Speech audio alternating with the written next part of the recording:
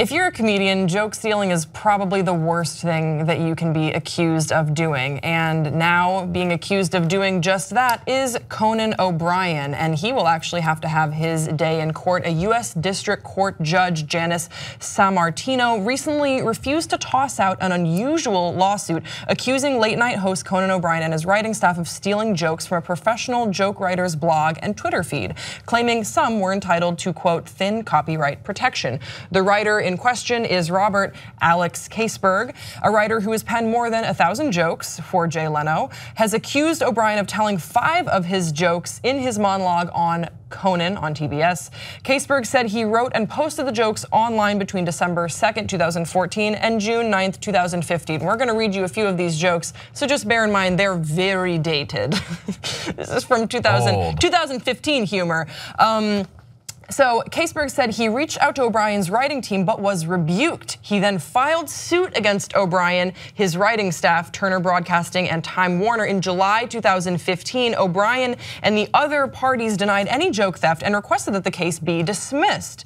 Now, the judge noted that the difficulty of proving that a joke is stolen is just that, incredibly difficult. Yeah. She says, quote, facts, of course, are not protected by copyright, and although the punchlines of the jokes are creative, they are nonetheless constrained by the limited number of variations that would, 1, be humorous, 2, as applied to the specific facts articulated in each joke's previous sentence, and 3, provide mass appeal. This merits only thin protection. The legalese is strong with this one. I love, it's lawyers are like, and this is how humor works. I'm dating a lawyer. I feel like I can say that. Punchline. This is where the joke is.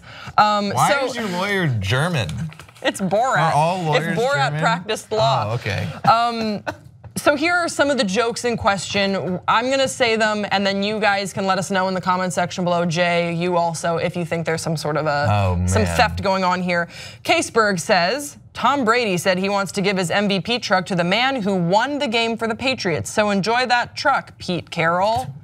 Woo! O'Brien said, Tom Brady said he wants to give the truck that he was given as Super Bowl MVP to the guy who won the Super Bowl for the Patriots, which is very nice. I think that's nice, I do, yes. So Brady's giving his truck to Seahawks coach Pete Carroll. Woo! And then we have some stupid Caitlyn Jenner jokes that I don't want to read because they were all terrible when they came out. The Washington Monument joke, Caseberg says, the Washington Monument is 10 inches shorter than previously thought. You know, the winter has been cold when a monument suffers from shrinkage. O'Brien said yesterday, surveyors announced that the Washington Monument is 10 inches shorter than what's been previously recorded. Yeah, of course the monument is blaming the shrinkage on the cold weather. All right. So for O'Brien's part, he did appear very affected in his deposition. He said, accusing a comedian of stealing a joke is the worst thing you can accuse them of, in my opinion, short of murder.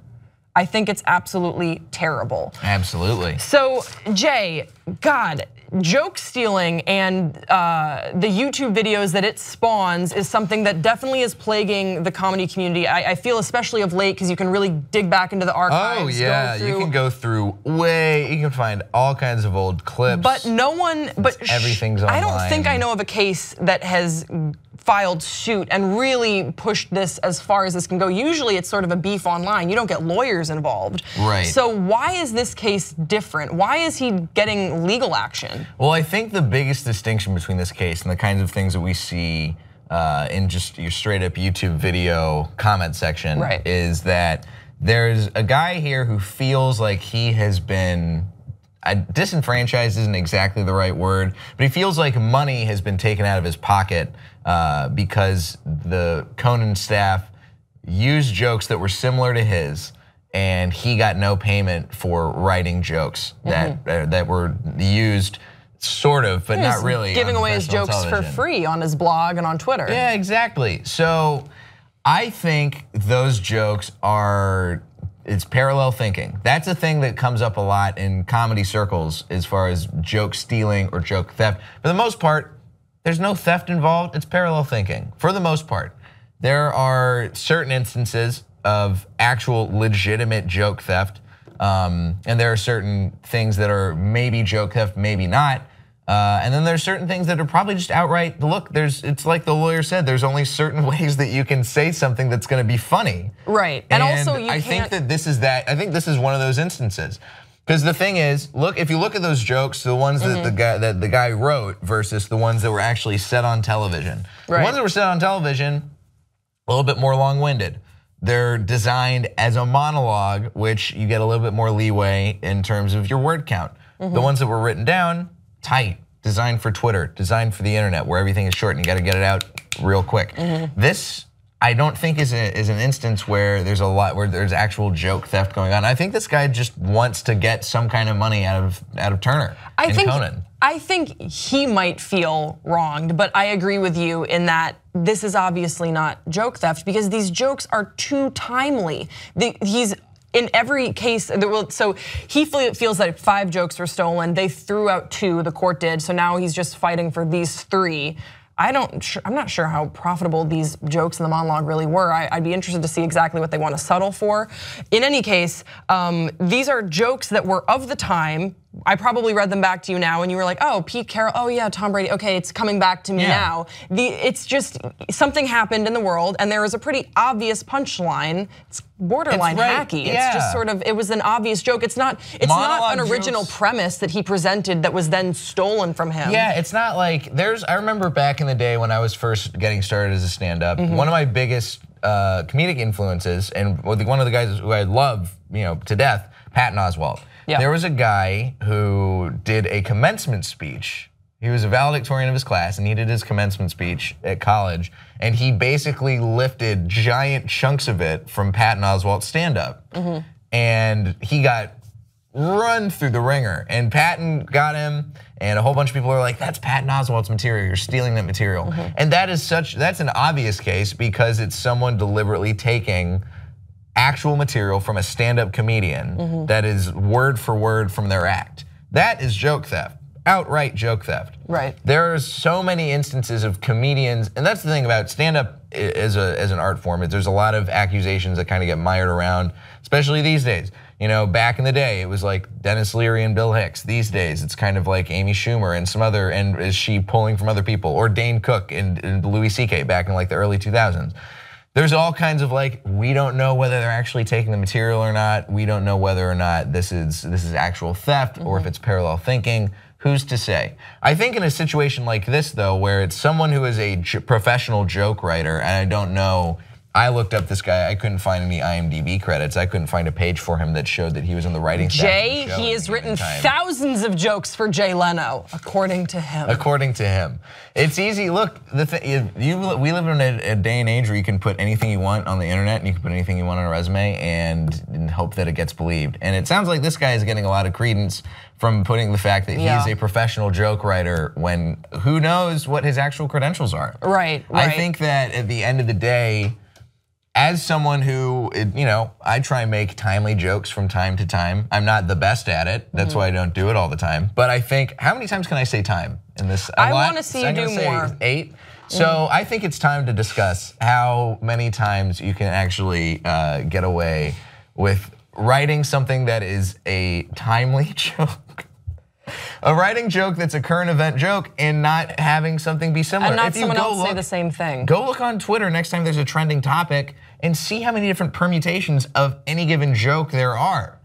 There's only a certain amount of things, and some of them get retweeted, some of them don't. All right, that's just the way it is. So Jay, who is someone who has been accused of joke stealing, thieving and stealing that you think was treated unfairly? Because allegations are out there for pretty much any comic that we know and love. If you type in, I love Maria Bamford, I'm sure if I typed in Maria Bamford joke theft, I think she's such an original comedian. I'm sure there's some YouTube video out there or someone who says that they stole a premise from something else. Who do you think has been treated unfairly by joke stealing allegations? Oh my gosh, who do I think has been treated unfairly by joke stealing or not allegations? fairly enough? I don't know. I have to think about this. Who would have been? Let's go with you first. All right, I'll go. I think that Amy Schumer has definitely has some questionable material that it's a little. But I just can't believe. I can't believe that she would intentionally steal jokes. Do you know what I mean? Like, that's an insane leap to me because we know how much it is it is career ruining. I mean, what Carlos Mencia was the one that got slammed for it the most, right? Oh yeah, well that was another thing back when I was in high school. It ruins careers. Why would she do it? Who knows? But that's the thing. You watched Louis? Yeah. I'm sure. There's that famous scene where they have the Dane Cook episode and they address Dane Cook potentially stealing Louis C.K.'s material, right? Because it's all allegations. Nobody knows whether that actually happened or not. All of this stuff, we gotta clarify, it's all allegations. We are not experts on whether or not these people actually stole jokes or not. We don't know them personally. Yeah. So, but the thing is, he was like, you're this rocket ship of success and things are kind of getting sucked in and maybe it was this thing and maybe it was this thing and maybe it was some of my material. And you never know. Because Amy Schumer is also, at this point, a wildly successful comedian. Right. She has her own show. I think her show is great. I think Inside Amy Schumer is one of the best comedy sketch shows to come out in the past several years. But at that point, you have a writing staff and you have consultants and you have people you can work with who would help you keep from having any kind of similar thing. That's the other thing. There's other shows like SNL just got accused a couple times this season because of a Tig Notaro. Because of the Tig Notaro, and and if it all depends. There's a lot of context that has to be taken into account, especially with the Tig Notaro and SNL thing. It looked kind of likely that maybe there was something going on. And especially someone on set apparently knew about. Had prior knowledge of her short that she was rolling out. Someone that was working on the set. I don't know. The ultimate goal, this is what I will say in regards to joke theft. I think that there are some people, I think that as far as with the Amy Schumer stuff goes, I think that she is big enough that she should be really focusing on making sure that her material shouldn't have any kind of connotation with stuff that can be stolen, stuff that could be sounding like other comics jokes, because she should be wholly original at this point, right? She has been in the career for a long time. I agree. And I think that anyone who's been in the game for as long as, say, Amy Schumer or people on SNL, if you've been in the game that long, you should be creating wholly original stuff that cannot be stolen. And you cannot have someone accuse you and can't be implicated. Right. That there might be something fishy going on. For a late night show, it's obviously a lot harder to do because you have to stay up to date with what's going on the day-to-day.